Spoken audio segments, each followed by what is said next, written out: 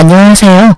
얼마 전 기가 막힌 일로 이혼하고 이렇게 글을 쓰게 된 30대 후반의 돌싱이에요.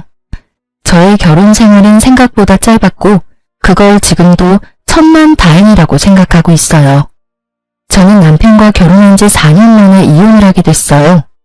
결혼했을 당시에는 남편이 너무 잘해줘서 남편에게 문제가 있을 거라는 생각은 한 번도 해본 적이 없었어요. 제 앞에서는 완벽한 남자친구였으니까요. 한 번쯤 의심해봤다면, 아니 남편의 폰이라도 한번 열어봤다면 저에게 이런 일은 일어나지 않았을지도 모르죠.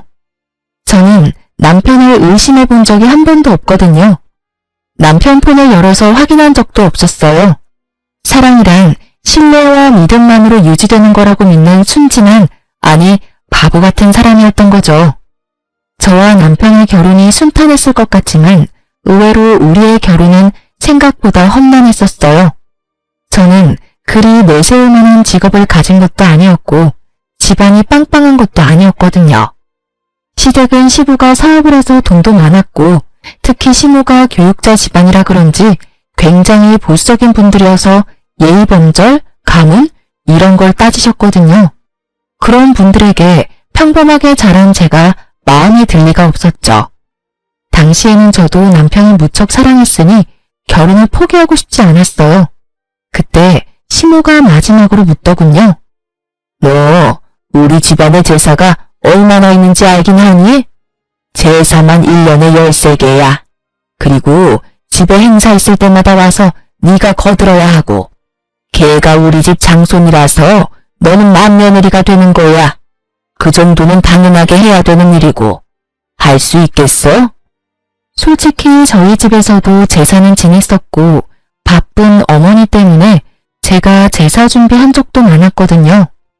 또래보다는 그런 일에 익숙하다고 볼 수 있었으니 저도 그때는 자신감 넘치게 가능하다 말했었죠.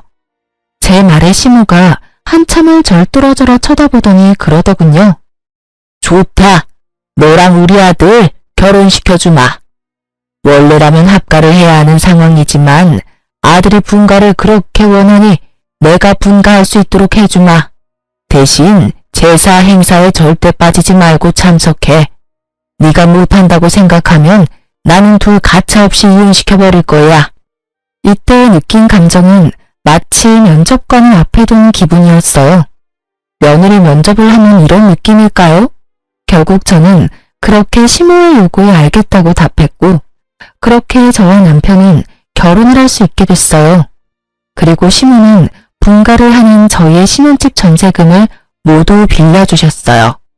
그리고 행복한 결혼은 악몽의 시작이 되었죠. 시댁 재산은 생각보다 컸고 많았어요.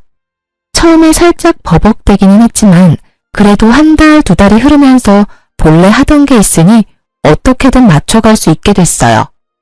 처음 1년은 시모의 짜증 섞인 말만 들었어요.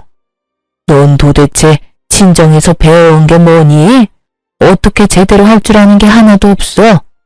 너희 부모님도 참 대단하시네. 이런 것도 모르는 애를 결혼시킬 배짱이 어딨어? 저의 실패나 서투름은 곧장 친정 부모님을 향한 모진말로 돌아왔고 그런 말을 듣지 않기 위해 정말 애 많이 썼어요. 2년 차에는 필사적이었던 만큼 더 잘해낼 수 있었어요. 그런데 그마저도 시모 마음에는 들지 않았나 봐요. 네가 들어온 지 2년이 되는데 여태껏 나한테 물어보면 어떡하니? 네가 알아서 해야 할 거 아니야. 그리고 언제까지 내가 준비를 다 해줘야 하니? 이제부터는 알아서 네가 준비도 하고 음식도 해야지. 맞는 말이라고, 일리 있는 말이라고 생각은 했어요. 그런데 정말 버티지 못하겠다고 생각한 건 좋은 말 한마디 안 해주는 시모와 남편 때문이었어요. 노력은 어느새 당연한 게 되고 그 당연한 걸 조금이라도 못하게 되면 질책이 날아왔죠. 이 시기에 저는 채찍질만 당하는 말 같은 존재였어요. 언제까지 노력해야 하나, 언제쯤이면 며느리로 인정해줄까 하는 생각이 들었었죠. 게다가 시모의 동행이나 이유 요구가 심해지자 어쩔 수 없이 다니고 있던 직장까지 그만뒀어요. 시모가 한 달 용돈을 줄 테니 일을 그만두고 시댁 일에 전념하라고 했었거든요. 일을 하면서는 도저히 시모의 요구를 만족시킬 수 없어서 일을 그만뒀지만 마음속으로는 너무 아까웠어요. 하지만 남편과의 결혼생활 유지를 위해서는 제가 시댁에 잘할 수밖에 없다는 생각으로 시댁에 전념했었죠. 제사나 행사만큼 많이 불렸던 건 손님들 대접할 때였어요. 아버님은 사업을 하시니 만나는 분들이 많았어요. 그런 분들을 집으로 초대하면 항상 제가 불려가서 음식도 하고 청소도 하고 했었어요. 제가 일을 잘하면 잘할수록 일이 늘어나는 신기한 상황이 된 거죠. 3년 차쯤 됐을 때 시모는 손가락 하나 턱짓 한 번으로 사람을 부려먹을 정도가 되어 있었으니까요. 결국 그런 것들이 쌓이니 저는 스트레스가 점점 늘어만 갔어요. 그리고 정말 타이밍 나쁘게도 그때 알게 된 거죠.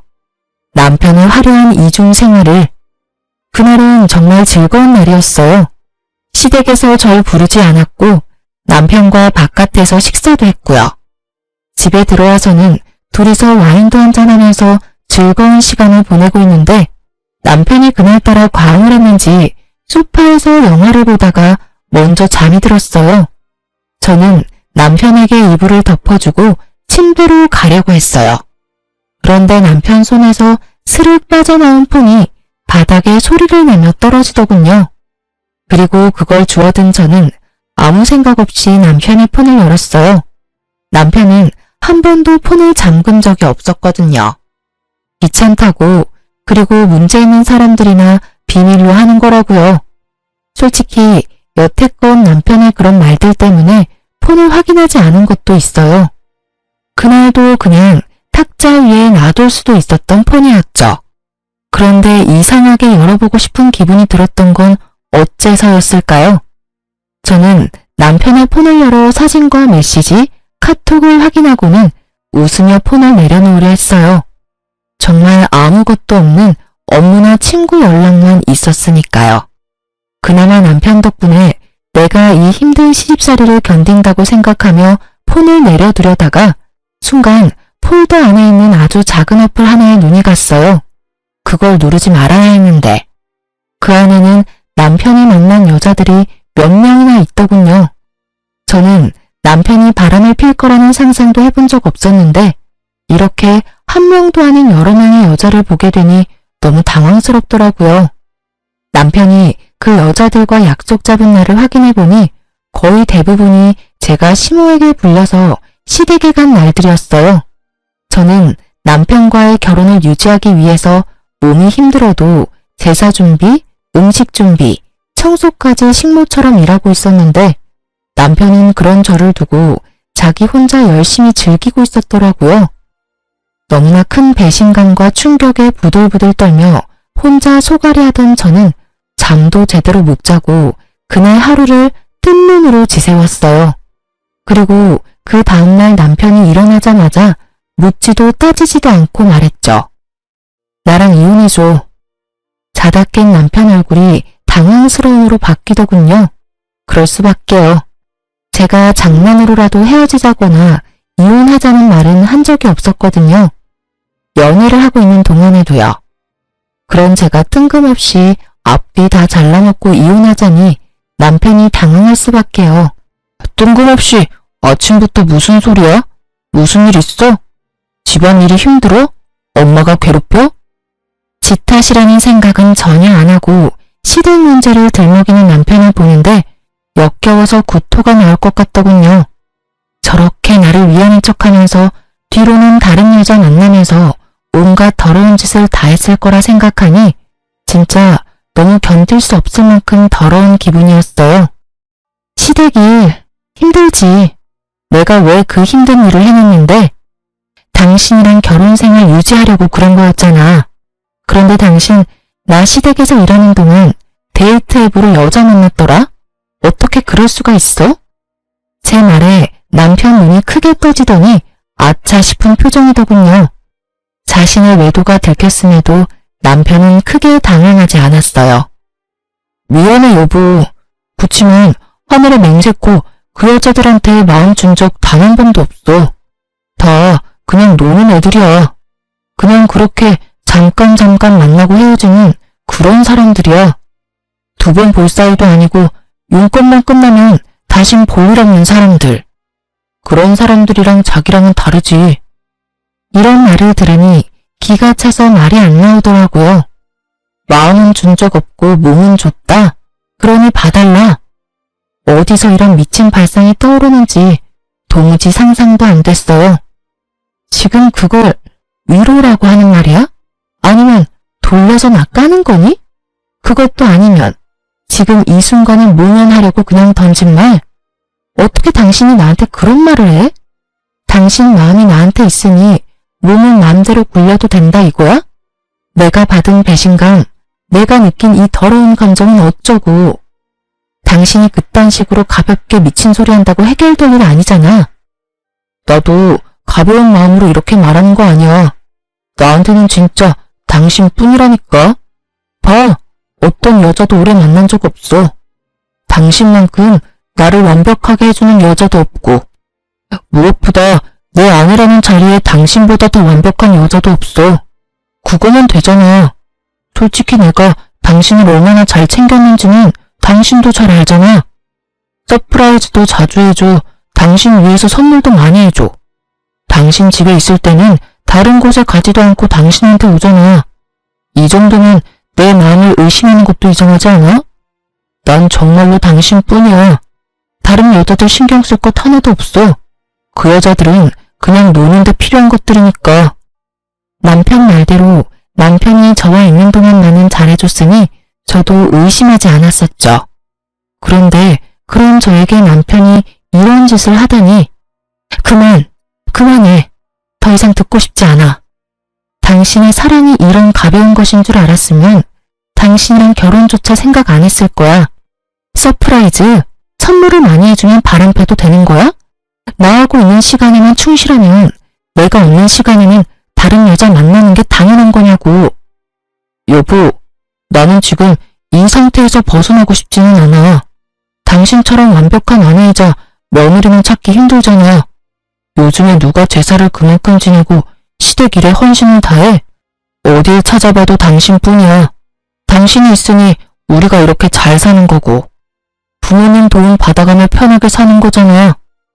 내가 시댁 일에 헌신할수록 제 지가 빵빵해지고 쉬는 날 많아지니 이 상태를 유지하고 싶다는 말을 빙빙 돌려 말하는 남편 눈도 역겨웠어요. 저를 시댁에 대한 방패로 세워두고 혼자 열심히 즐길 생각으로 가득 차 보였으니 말이죠.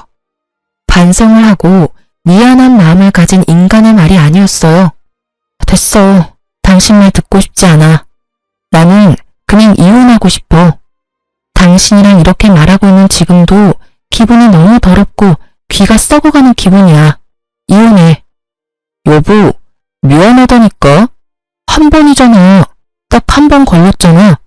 그렇게 바로 나랑 이혼하겠다고 하면 내가 뭐가 돼? 나도 반성할 기회를 줘. 몇 달간만이라도 유예를 줘. 그래야 내가 반성하고 있는지 당신도 알 거 아니야. 그딴 말 귀에 들어오지도 않았어요. 남편은 다시 이야기하자며 저를 달랬지만 전혀 달래지지 않은 채였죠. 배신감과 분노로 머리가 어떻게 되는 것 같았거든요. 게다가 그날 시모가 저를 불렀어요. 아가씨의 결혼식에 입을 한복을 보러 가는데 저에게 같이 가자고 하셨거든요. 그런 일 정도는 아가씨와 함께 갔으면 좋았을 테지만 시모는 악착같이 저를 데리고 다니려고 했어요. 결국 불려가서 시모의 비서 노릇을 하다가 시댁으로 돌아왔어요. 마음이 안 좋으니 내내 한숨만 나왔고 그 모습을 보던 시모가 제게 한마디 하더라고요. 오늘따라 한숨을 왜 그렇게 쉬어? 너 한숨 한 번 쉴 때마다 복이 얼마나 날아가는지 모르니? 네 복 날아가는 건 상관없지만 내 아들 복 날아가는 건 싫은데? 그게... 말해봐. 무슨 일이야? 돈이 모자라? 설마 나 따라다니는 게 힘들어서 그러니? 마지막은 좀 그럴듯하다고 생각하며 저는 시모에게 사실대로 말했어요. 사실은 그이가 바람을 폈어요. 인터넷으로 여자 만나는 걸로. 뭐? 시모의 얼굴이 귀신같이 변하더군요. 시모는 교사를 했었던 터라 그런 일을 무척 싫어하셨어요. 시모가 완전 화내면서 남편을 불렀어요. 불려온 남편이 눈빛으로 제 탓을 하길래 저는 눈을 피했어요. 엄연히 잘못한 건 남편이니까요. 너 며느리 두고 바람 폈어? 어머니, 그런 거 아니에요. 그냥 한 번만 만난 것 뿐인데 이 사람이 너무 과하게 생각하는 거예요. 거짓말하지 마. 거기는 여자 목록만도 여럿이야. 한 번만 만났겠지. 여러 명을 한 번씩 만났으니까 잘못이 없다고 말할 거야? 우리끼리 이야기하자고 했는데 왜 어머니한테 말한 거야? 남편의 푸념에 시모가 큰 소리 치더군요. 그만. 둘 다 어른을 앞에 두고 이게 무슨 짓이야? 그리고 네 행동에 이 엄마 아빠의 명예가 걸려있다고 내가 몇 번을 말했어. 여자를 만날 거면 조용히 뒤탈 없는 여자로 만나. 너 때문에 아버지 사업에 문제 일으키면 우리가 주던 지원은 다 끊을 거다. 내 명의에 너희 신혼집이며 매달 주는 용돈이며 다 끊어버릴 테니까 지금 당장 내 눈앞에서 다 정리해. 혼내는 것도 참 시모답다 싶었어요. 부모님 이름에 똥칠하지 말고 뒤탈 없는 여자를 만나라니. 이럴 땐 네가 잘못했고 용서를 구해라가 답이 아닌가요? 결국 남편은 제게 조금만 시간을 달라고 했죠. 자기가 변하지 않는 것 같으면 그때 이혼해 달라고요. 필사적인 남편의 말에 딱 한 번만 용서하기로 했어요. 그날 이후로 남편은 매일 저녁 제게 핸드폰 검사를 받고 설정에 들어가 어플 다운받은 모든 기록을 보여줬어요. 그렇게 이야기가 일단락 되어가고 있었어요. 정말로 남편은 바람을 피지 않았고 집과 회사, 시댁을 드나들며 제 눈앞에 있으려 노력했죠. 하지만 한 번 깨진 병은 붙인다 한들 원상복구되는 건 아니더라고요. 여전히 저는 남편에 대한 의심을 거두지 못했고 완벽한 남편의 모습에도 빈틈을 찾게 됐죠. 그렇게 3개월 정도 지난 어느 날 남편의 바람보다 더 큰 일이 생겼어요. 그날은 큰 제사를 끝낸 다음이었는데 시모가 저한테 앉으라며 할 말이 있다고 하더군요. 남편과 둘이 그 앞에 있으니 시모가 저에게 운을 떼더군요. 네 시아버지 1년 전에 다쳐서 병원 신세 진 거 기억하니? 네, 어머님. 고관절 골절로 입원하셨다가 지금은 집에 계시잖아요. 그래, 지금 집에서 지내는데 점점 몸이 좋아져야 할 사람이 점점 안 좋아지고 있어. 거동을 못하는 건 아니지만 거동을 할 때 도움이 많이 필요하지. 여태 나랑 네 신우가 움직이는 거 도와줬는데 이제는 네 신우도 결혼하고 나면 여기 못 올 거고 나도 늙어서 힘을 못 쓰니 네가 들어와서 네 시아버지 수발을 좀 들었으면 좋겠구나. 저는 너무 당황했어요. 갑작스러운 합가 이야기에다가 시부 수발까지 들라는 말에 정신이 없었죠. 솔직히 그 집안의 제사와 행사만 도맡아 해도 일이 힘들고 바쁜데 그 와중에 아픈 시부 수발까지 지금의 스트레스보다 몇 배나 더 힘들어질 게 불보듯 뻔했어요. 시모는 언제 어디서나 저의 행동과 말을 관찰하고 검사할 테고 남편은 남편대로 이 집에 들어오면 다시 밖으로 놔둘 게 분명했죠. 어머님, 아버님 상태가 안 좋아지신 거면 병원을 다시 가보셔야 되지 않을까요? 의료 지식도 없고 간병도 해본 적 없는 사람들이 하기에는 좀 어려울 것 같은데. 여태 잘 해왔다. 그러니까 걱정하지 말고 합가할 준비나 해. 당장이라도 드리고 싶지만 일단 네 시누가 결혼을 하고 나서 짐을 빼야 너희 짐이 들어올 수 있고 전세도 계약이 종료되려면 3, 4개월 남았으니 그때까지 준비해 놓으라고 미리 말하는 거다. 합가를 하든 하지 않던 나는 너희 신혼집 전세금은 뺄 거야. 이건 선택이 아니고 확정사항이니 그렇게 알고 정리해라. 완전 통보였어요. 마치 해고를 하는 것처럼 칼처럼 자르는 말투였죠. 남편이 시모에게 말했어요. 갑자기 합가를 하자고 하면 어떡해요. 솔직히 합가하는 게 쉬운 일도 아니고 직장이랑 거리가 있어서 여기 들어오는 것도 쉬운 일 아니라고요. 차가 없으면 대중교통을 타고 다니면 되고, 없으면 자전거라도 사서 끌고 다녀. 이 직장에서 우리 집까지 편도 30분밖에 안 걸리잖아. 이 큰 도시에 살면서 출퇴근 왕복으로 1시간이면 오히려 짧은 시간 아니니? 어디서 말도 안 되는 말을 하고 있어. 너 그렇게 집에 들어오는 게 싫은 거야? 그런 게 아니라 거기에 이미 자리를 잡았는데 갑자기 들어오라니까 그런 거죠. 그럼 집에 들어가면 뭐 해줄 건데요? 남편은 벌써부터 합가하고 자기에게 떨어질 콩고물부터 생각하고 있더군요. 우리 신혼집 전세자금 좀 나눠줄 거예요? 너 하는 거 봐서 잘하면 주고 잘못하면 줬던 것도 뺏을 거다. 그리고 매달 지원하던 건 그대로 줄 거야. 너희는 더 좋은 거 아니니? 돈 내던 거 안 나가고 받는 돈은 그대로 잤니? 그리고 우리 죽으면 이 집 너희한테 그대로 상속될 거고 도대체 왜 싫은 건지 모르겠구나. 시모의 말은 구구절절 맞았어요. 하지만 거기에는 중요한 게 빠져 있었죠. 그 집에 들어갔을 때 제게 주어질 일의 크기요. 지금보다 더 많은 일을 도맡을 것이 뻔했기에 저의 마음속으로는 거의 울고 있었어요. 아무리 봐도 이 상황을 타개할 방법이 없어 보였거든요. 그렇게 저는 시댁에서 나와 집으로 가며 생각에 잠겼어요. 이 일을 어찌해야 할까 남편과 상의해볼까 싶었지만 남편은 이미 들어가기로 마음을 굳힌 듯 보였어요. 전세금이 탐나서 그랬겠죠. 저는 그날부터 어떻게 시모의 합가를 거절할까 하고 생각하기 시작했어요. 좋은 방법이 떠오르지 않던 그때 남편이 다시 다른 여자를 만나는 걸 목격했어요. 이번에는 공교롭게도 제가 직접 보게 된 거였죠. 남편과 밖에서 식사를 하고 남편은 약속이 있어서 그대로 시내에 있기로 했고 저는 집으로 돌아왔어요. 그런데 돌아오던 도중에 남편이 제 핸드백에 지갑을 넣어놓은 걸 깜빡해서 남편에게 갖다 주려고 다시 남편이 있던 곳으로 갔거든요. 그때 보게 됐어요. 상간녀를 말이죠. 두 사람이 팔짱 끼고 걸어가는데 한두 번 만난 느낌이 아니었어요. 저번처럼 일회성인가 싶었는데 전혀 아니었어요. 그 친밀감이 생각 이상이라서 제 쪽이 더 당황했어요.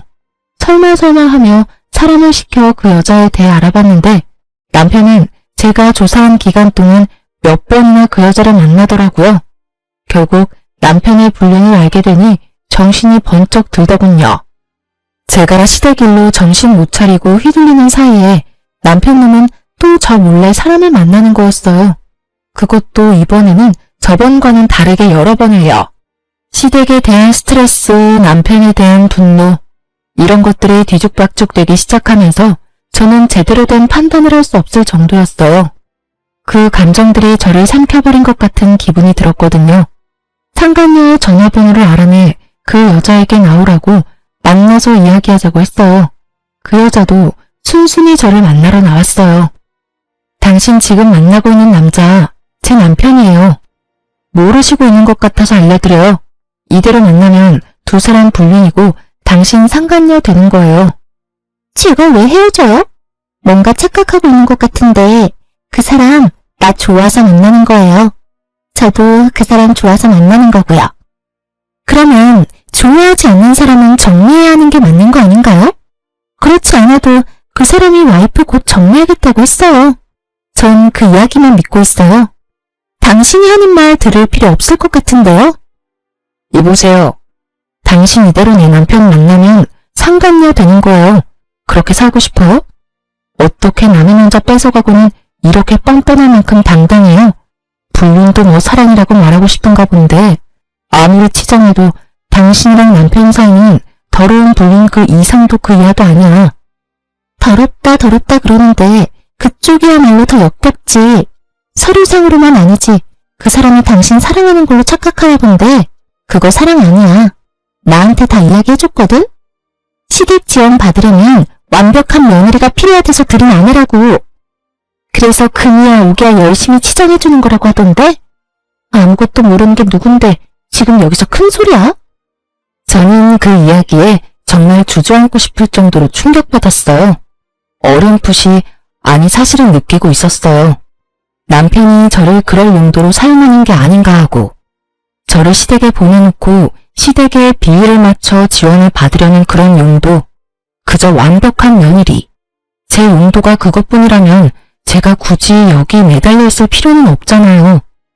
저는 상간녀 눈앞에서 남편에게 전화해서 당장 여기로 오라고 했어요. 남편은 죄책감이라고는 전혀 없는 얼굴로 나타났죠. 당신이 어떻게 나한테 이래?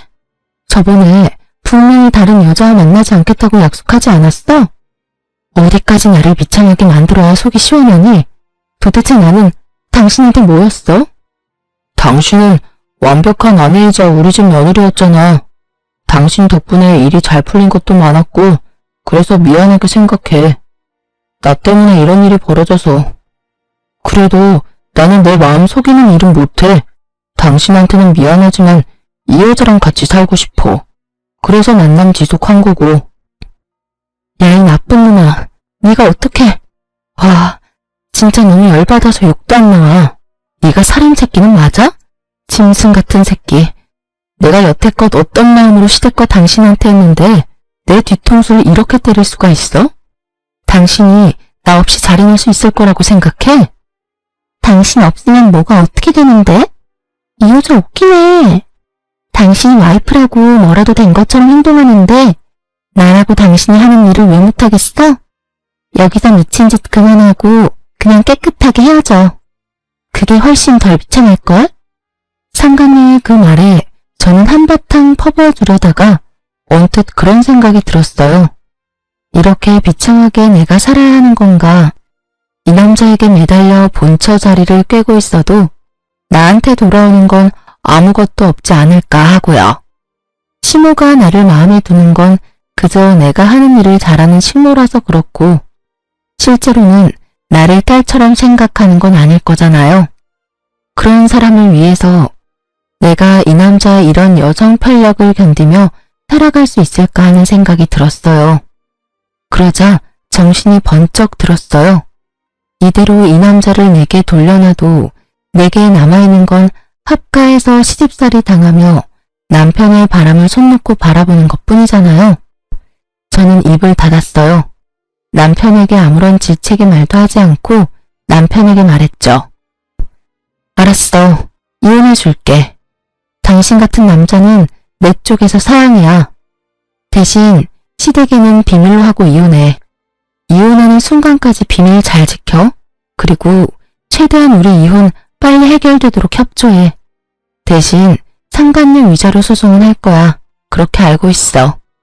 이건 다 당신 잘못으로 이혼하는 거니까 그 정도는 해줄 수 있지? 제 말에 상간녀와 남편은 환하게 웃으며 서로를 얼싸안으며 좋아하더군요.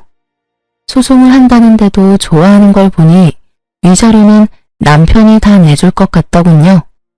그나저나 상간녀의 그 꼴을 보아하니 상간녀는 모르는 것 같더라고요. 남편이 곧 시댁에 합가해야 한다는 사실과 시댁의 제사와 행사가 얼마나 많은지, 그리고 무엇보다 그 집에 귀신보다 독한 시어머니가 있다는 것을요. 저는 무표정으로 나왔어요. 그걸 알려줄 착한 마음 같은 건 없었으니까요. 나를 지옥에서 빼내어줄 소중한 사람인데 그런 이야기를 알려줄 필요가 있을까요? 지금의 행복을 만끽하도록 두는 게 좋겠죠. 다음에 있을 지옥이 그래야 더 고통스러울 테니까요. 그런 생각을 하고도 흠칫 놀랐어요. 그렇지만 남편의 불륜으로 이혼하는 여자들은 거의 대부분이 이런 마음일 거예요. 저만 그런 게 아니란 걸 알고서는 마음이 도리어 편해졌죠. 게다가 처음에는 정말 화가 나고 열이 받아서 온몸이 부들거리고 정신이 나갈 만큼 분노로 가득했는데 시간이 좀 지나고 객관적으로 제 상황을 바라보게 되니 딱히 이혼이 나쁜 것만은 아니었더라고요. 남편의 불륜으로 비참해진 마음은 이혼을 함과 동시에 너무도 편안해졌으니까요. 게다가 시댁에 신경 쓰지 않아도 된다는 건 너무나 다행스럽고 행복한 미래였죠. 그리고 이혼 숙려 기간 동안 저는 아주 바쁘게 살았어요. 시댁에는 숨겨야 했기에 이혼이 완벽하게 되기 전까지는 어쨌든 시댁 일을 도와야 했거든요. 게다가 합가를 위한, 아니 상간녀의 시댁 합가 때문에 제 짐들은 미리 빼둬야 해서 바빴어요. 그러면서 직장의 취직이 확정되었고 드디어 법적으로도 서류상으로도 완벽하게 이혼이 되었어요. 싱글이 된 첫날 저는 이미 빼둔 짐을 미리 구해놓은 전셋집에 옮겨두고 자유를 즐기고 있었어요. 사실 이혼이 완료된 날 다음 날은 시댁 제사가 있는 날이었어요. 이혼을 했으니 갈 필요도 없어 새로 구한 집에서 혼자 뒹굴거리고 있었죠. 그런데 시모에게서 전화가 왔더군요. 너 대체 어디야? 도대체 이게 다 무슨 일이고? 지금 당장 우리 집으로 와. 여기 지금 네 남편 애인 데리고 와 있어. 나한테 설명해. 어머님, 죄송한데 이미 저희 이혼해서 남이에요. 이야기 들으실 거면 아드님한테 들으시는 게 낫지 않을까요? 뭐? 이혼을 했다고? 이혼에도 숙려기간이라는 게 있잖아. 너희 그거 아니니? 그 기간도 이미 다 끝나서 저희 진짜 서류상으로도 남남이에요. 그러니까. 아이고, 이게 다 무슨 일이야? 너 지금 당장 우리 집에 와. 와서 설명해. 사실 안 가도 문제는 없었어요. 이제 남이잖아요.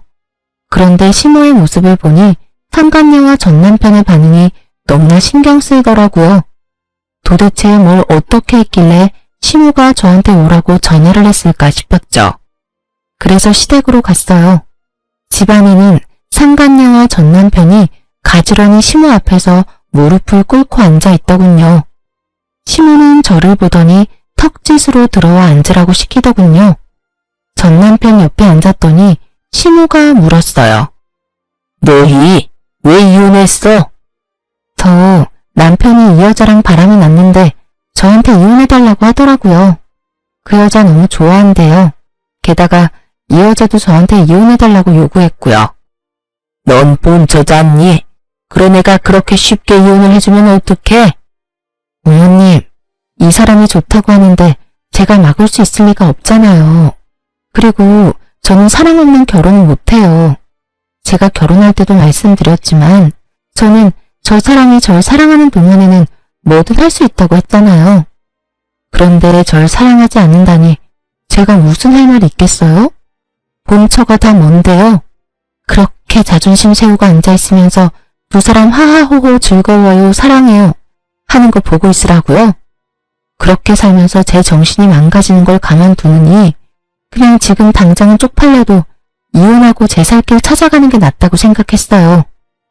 이혼이 너희 둘만 하는 거니? 예. 결혼을 할 때 양가 부모님이 함께 했으면 이혼을 할 때도 양가 부모님께 알려야 되는 거 아니야? 오늘이 제사인데 아무것도 모르는 무지렁이 한 마리가 들어와서는 집안을 이렇게 어지럽히고 있잖아. 너도 데려올 거면 일 잘하는 참한 여자를 데려왔어야 할 거 아니야. 넌 니처가 여태껏 어떻게 이랬는지 보고서도 저런 머리가 꽃받친 여자를 데려와? 어머니, 말씀 좀. 이 사람 저랑 재혼할 사람이에요. 그렇게 말씀하시면 저도 어머님이랑 같이 못 살아요. 네가 나랑 못 살면 어쩔 건데? 너 알고 있겠지만 네 신혼집 그거 내 명이야. 저번에도 약속했지만 나는 너희 합가하라고 분명히 이야기했어. 그런데 그 짧은 시간 동안 이런 짓을 꾸며? 시모의 분노에 전 남편도 어쩌지 못하고 있더군요. 상간녀 앞이라 꼴불견의 모습은 보이고 싶지 않은 듯 했지만 시모의 말을 거스를 수는 없었어요. 그리고 거기 아가씨, 아들한테 들었는지 모르겠는데 지금 우리 집에 시집 오면 합가해서 이 집에서 어른 모시고 살아야 해. 우리 남편이 다치고 나서 후유증이 심해서 거동이 잘 안 되거든. 그러니까 시아버지 수발까지 들어야 하고 집에 제사는 1년에 13번 정도 있는 데다가 손님 오시면 음식 접대에 청소까지 다 해야 해. 너 할 수 있겠니? 할 수 있으면 아들이랑 결혼 허락해 줄게. 근데 하기로 했으면 일단 잘 해야 하는 건 알지? 난 일 못하는 사람은 용납 못해. 시모의 말에 상간녀 얼굴이 하얗게 질리며 전 남편에게 이야기하더군요. 난 그런 이야기 들은 적 없어. 설마 당신 나 속인 거야? 나는 당연히 그 집에서 우리 둘만 살 줄 알았어. 게다가 제 사람이... 내가 이야기했잖아. 합가 이야기는 안 했지만 제사 지내는 거랑 시댁 일 돕는 건 저번에 너도 다 할 수 있다며? 전 와이프가 다 하던 건데 그걸 당신이 못할 리도 없고, 당신이라면 잘할 수 있을 것 같아서 별말 안 한 거라고. 그래, 제사나 음식은 내가 할 수 있다고 쳐. 근데 아픈 어른 수발까지 드는 건 나한테 말 없었잖아. 게다가 합가라니. 그 이야기가 제일 중요한데 하지도 않고. 난 절대 합가는 안 돼. 어머니, 이렇다는데 좀 봐주세요. 제사며 음식 돕는 건 다 할 수 있다잖아요. 저도 아직 합가는 하고 싶은 마음이 없고, 솔직히 사람 쓰면 될 일을 어머니가 어거지로 하고 있으니까 이런 일이 벌어지는 거잖아요. 이 사람 생각해서라도 사람을 쓰던지 요양원을 보내는 게 맞잖아요. 저는 묘한 배신감에 휩싸였어요. 제가 고생하는 걸 다 보고 느꼈으면서도 저와는 결혼 기간 중에는 시모에게 아무 말 없었던 전 남편에게 이미 지난 일이었지만 배신감을 느꼈죠. 시모는 자신에게 대드는 전 남편을 보더니 무척 엄한 얼굴로 말했어요. 합가하기 싫으면 따로 나가 살아. 너희 돈으로. 나는 절대로 분가에는 돈 못 대준다. 그리고 합가해서 살지 않으면 너희한테 지원하던 것도 다 끊을 거고 상속도 없을 줄 알아. 네가 믿지 못할 수도 있을 것 같으니 일단 네가 쓰는 카드부터 정지하마. 결국 그렇게 카드까지 정지 먹은 전 남편은 모아놓은 돈이 없어서 상간녀와 함께 울며 겨자 먹기로 시댁에 합가하기로 했더라고요. 좀 전에 느낀 배신감이 순식간에 사라질 만큼 상간녀와 남편의 실망한 얼굴이 너무 좋았어요. 그럼요. 제 가슴에 못을 박고 자기들끼리만 좋은 건 불공평하잖아요. 저는 그 집에서 나왔고 전 남편과 상간녀에게 위자료를 꼬박꼬박 받고 있었어요. 그리고 4개월쯤 지났나? 일하고 있는데 전 남편에게서 연락이 왔더군요. 전화를 안 받았더니 문자 카톡까지 남기고 다 무시했더니 결국은 친정어머니에게 연락하는 바람에 전 남편과 만났어요. 무슨 일로 나 보자고 했어? 난 당신하고 할 말 없어. 일도 바쁘고. 직장 구했어? 당연하지. 여태껏 당신네 집일 도와준답시고 일 안 한 거야. 그때는 돈도 받고 있었으니까 할 필요도 없었고. 그런데 무슨 일로 보자고 한 건데? 당신 혹시 나한테 돌아올 생각 없어? 여태껏 혼자잖아. 갑자기 이런 무슨 정신 나간 소리인가 싶어서 전 남편의 얼굴을 빤히 쳐다봤어요. 어디 아파? 왜 그런 무서운 소리를 해? 아니, 그 재혼한 여자는? 그 여자랑은 이혼했어. 이혼? 결혼한 지 얼마나 됐다고? 나 때문에 헤어진 건 아니야. 우리 본가랑 잘 안 맞아서 어머니 일 시키는 게 힘들었나 보더라고. 그래서 가만히 생각해보니 네가 참 힘들었겠다 싶기도 하고, 그런 마음 드니까 미안함과 동시에 내가 좀 더 잘해줬어야 했다는 후회도 들고 그렇더라고. 제대로 된 말을 하는 놈이 아닌데 수상했죠. 그래서 더 집요하게 물어봤어요. 헤어졌으면 다른 여자 찾으면 되잖아. 굳이 헤어진 전 부인을 찾는 거야? 당신이 우리 집 일 도맡아 했잖아. 그렇게 할 줄 아는 사람 없기도 하고, 우리 엄마 성에 맞춰줄 사람도 없고, 그리고 아직도 나는 너를 마음에 두고 있어. 그때 그 여자 때문에 모진 말 하긴 했지만 정말로 당신을 놓을 생각은 없었거든. 거짓말을 줄줄 읊으며 말하는 짐승 새끼를 보니 기가 막혔죠. 헤어져 달라고 난리칠 땐 언제고 이제 와서? 그리고 엄마도 당신이 돌아왔으면 하고 있고, 제사도 줄이고 병수발도 안 들어도 된대. 당신이 돌아오기만 하면 다 원하는 대로 들어준대. 분가도 시켜주고. 나도 당신 말고 다른 데는 눈길도 안 줄게. 정말로 약속할게. 그 말을 믿어? 당신도 참 순진해. 그치? 어머님이 정말로 내가 원하는 대로 해주겠다고 해? 그럴 일 절대 없다는 데에 내 전 재산을 걸 수도 있어. 여태껏 시댁 재산으로 우리를 마음대로 부려오신 분이야. 이번에도 그 돈으로 우리를 부리려고 하겠지. 그리고 시댁 이야기하기 전에 당신이 더 문제지. 여자 만나는 거 안 고쳐지잖아. 데이트 앱으로 여자 만나던 것도 상간녀 만나던 것도 안 하겠다며 약속해놓고 약속 무시한 채 만난 거잖아. 약속이라는 말의 무게가 너한테는 깃털처럼 가벼운 거 이미 다 알아. 그럼 나한테 약속이라는 말을 해? 내가 바보야? 멍청이야? 너 원하는 대로 다 해줄 것 같은 여자처럼 비춰지는 것도 이젠 지겹다. 앞으로 이런 말 할 거면 나한테 연락하지 마. 역겨우니까. 제 말에 전 남편은 화가 난 것 같더군요. 혼자 있는 게 외로워 보여서 구제해주려고 했더니 뭐? 그러면 너는 뭐가 그렇게 잘났는데? 잘하는 거라고는 어른들 비위 맞추는 것밖에 없으면서? 너 같은 건 나도 싫어. 엄마가 너 데려와야 지원해준댔는데 이딴 식이면 나도 그런 거 필요 없어. 잘됐네. 그게 당신 본심이었어? 내가 어른들 비위를 왜 맞췄는데 너랑 결혼해보려고 악착같이 그랬던 내가 참 바보 등신이었지. 그리고 한 가지만 알려줄게. 넌 능력도 없는 놈이야. 뭐, 너 진짜 이딴 식으로 빈정거릴 거야? 그리고 누가 능력이 없대? 너 혹시 우리 엄마한테 연락받았어? 그 이야기 듣고 너 지금 나한테 능력 없다느니 그런 말 하는 거냐고.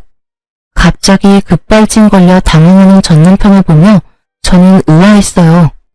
이놈이 왜 이렇게 민감하게 반응하나 싶었는데 나중에 그걸 알게 됐죠. 남편이 제게 왜 다시 돌아오라고 했는지를 시모에게 확실하게 듣게 되면서요. 전 남편이 화내고 간 날 저녁에 시모가 연락이 왔었거든요. 그래, 아들 만났니? 이야기는 잘했어? 어때? 다시 돌아올 생각 있어? 나도 양보 많이 하는 거야. 예전처럼 지내게 해줄 테니까 돌아와. 너도 이혼녀 되는 거 싫잖아. 그 이야기는 없던 걸로 하기로 했어요. 그 사람이 저한테 엄청 화내고 갔거든요. 능력이 없다는 말이 그렇게 싫었나 봐요. 뭐? 아무리 애가 발기부전이라도 그런 말을 하면 어떡하니? 넌 섬세함이라고는 눈 씻고 찾아봐도 없어. 안 그래도 그것 때문에 지금 애가 속상해서 난린데. 시모가 알려준 말에 저는 웃음이 튀어나올 뻔했어요. 그렇게 여자 좋아하는 나쁜 놈의 새끼가 발기부전으로 고생하고 있다니. 그래서 능력이 없다는 이야기에 그렇게 화를 크게 냈던 거였고요. 재혼했으니 재혼한 와이프한테 말하시면 되잖아요. 왜 굳이 저한테 돌아오라고 하시는지 모르겠네요. 걔는 안 되겠더라고. 요리도 못해, 청소도 못해, 시아버지 수발 들라고 했더니 아주 싫은 티를 팍팍 내더라. 내가 똥오줌을 갈라고 한 것도 아닌데 매번 인상 쓰고 인성이 안 됐어, 인성이. 그리고 내가 이렇게 생각해보니 너만큼 일 잘하는 애도 없더라. 제사며 행사며 다 따라와준 너 같은 애를 어디서 또 구해? 그 말을 듣는데 상간녀의 그 썩은 표정이 떠올라서 웃음이 나오는 걸 겨우 참았어요. 그러게, 상황을 잘 알고 유부남을 꼬셨어야죠. 하긴 어찌 보면 저한테는 귀인이긴 하죠. 그 일을 당할 뻔한 저를 자진해서 구해줬으니까요. 그렇죠. 제가 그렇게 열심히 한 건 남편이랑 결혼을 유지하기 위해서였는데 남편이 제가 싫다면 어쩔 수 없잖아요. 그러니까 어머님이 포기하세요. 그 사람은 이미 저한테서 마음 떴거든요. 아니야, 얘. 그런 말 마라. 우리 애 아직도 너 좋아해. 그런데 말을 못하는 것뿐이야. 자기 처지가 지금 그 모양이다. 그러니까요. 전 남편이 그 모양이면 더더욱 재결합은 어려울 것 같고요. 저도 애는 가지고 싶거든요. 저한테 말하는 것보다는 다른 며느리를 맞이하시는 게 더 나을 것 같네요. 하긴 남편 꼴이 그 모양이라 재혼이 가능하겠냐마는 시댁 재력이면 원하는 며느리 구하는 게 힘든 일은 아닐 테니까요. 그렇게 말하고 저는 시모의 전화를 끊어버렸어요. 그리고 나중에 전 남편이 상간녀와 헤어지게 된 진짜 이유를 알게 됐어요. 저에게 했던 거랑 똑같이 했더라고요. 시댁 일 하도록 만들어 놓고 본인은 나가서 또 데이트 앱으로 여자 만나고 돌아다녔더라고요. 그걸 그 상간녀가 알게 되고 여자가 빡 돌아서 전 남편에게 이혼을 요구했다고 하고요. 이래서 제 버릇 걔 못 준다는 말이 생겼나 봐요. 저한테 했던 거 그대로 상간녀에게 쓰면서 이제 와서 또 저한테 돌아오겠다니. 돌아가기라도 하면 또 똑같은 짓거리 할 것 뻔히 하는데 제가 그 아수라장으로 제 발로 들어갈 리가 있겠냐고요. 제가 전 남편에 대한 사랑의 마음이 조금이라도 남아있었다면 모를까. 고운 정도 미운 정도 다 떨어져 버린 지금 저한테 뭘 바란 건지. 게다가 본인 몸 상태가 정황적골이 돼서 저한테 돌아오라 하는 건 미친놈이 아닌 이상 생각조차 않을 일이잖아요. 무릎을 꿇고 손이 발이 되도록 빌어도 받아줄 확률 0%인데 무슨 근거 없는 자신감으로 그런 말을 짓거린 건지 생각할수록 답 없는 놈이더라고요. 그 이후로 전 심우는 미련이 남는지 간간히 연락해왔지만 저는 모든 연락을 차단했고 더 이상 연락은 오지 않았어요. 그리고 전 남편은 더 꼴산 없게 됐죠. 그 나이에 돈 없어서 부모에게서 독립도 못하고 그 몸 때문에 여자도 못 만나고 이혼을 2번이나 하는 바람에 시모에게 혼나서 눈치만 보는 불쌍한 남자가 됐죠. 상간녀도 지금쯤 후회 열심히 하고 있을 거예요. 전 남편과 결혼할 때 상간녀는 초혼이었거든요. 첫 결혼에 호되게 당하고 스트레스 받다가 저에게 당했던 그대로 당하고 헤어지게 되었으니 자기가 뿌린 대로 열심히 거둔 거니 할 말은 없겠죠. 이혼 후에 저는 결혼 전으로 돌아간 기분이에요. 그리고 지금은 뭐든 제 마음대로 할 수 있으니까요. 글을 쓰면서 그때 일을 떠올리니 여전히 기분이 더럽네요. 그렇지만 이제는 다 지난 일이고 남들에게 허심탄회하게 이야기하고 나니 속이 시원해요. 이 사연을 다 들은 여러분도 제가 많이 답답하게 느껴지셨겠죠? 하지만 그땐 저도 시모의 경제력이 제 가정에 도움이 된다면 그 정도 노력은 할 수 있다고 생각했었죠. 지나고 나선 얼마나 바보 같은 생각이었는지 알게 되었고요. 저는 제 가정을 지키기 위해 부단히 노력했는데 시원하게 제 뒤통수나 쳐버린 전 남편에게 하늘도 노해서 천벌을 내렸나 싶더라고요. 영원히 그놈은 죽기 전까지 평생 고통받았으면 좋겠어요. 그리고 마지막으로 이렇게 서투른 사연을 읽어주셔서 무척 감사합니다. 오늘도 좋은 하루 되시길 바랍니다.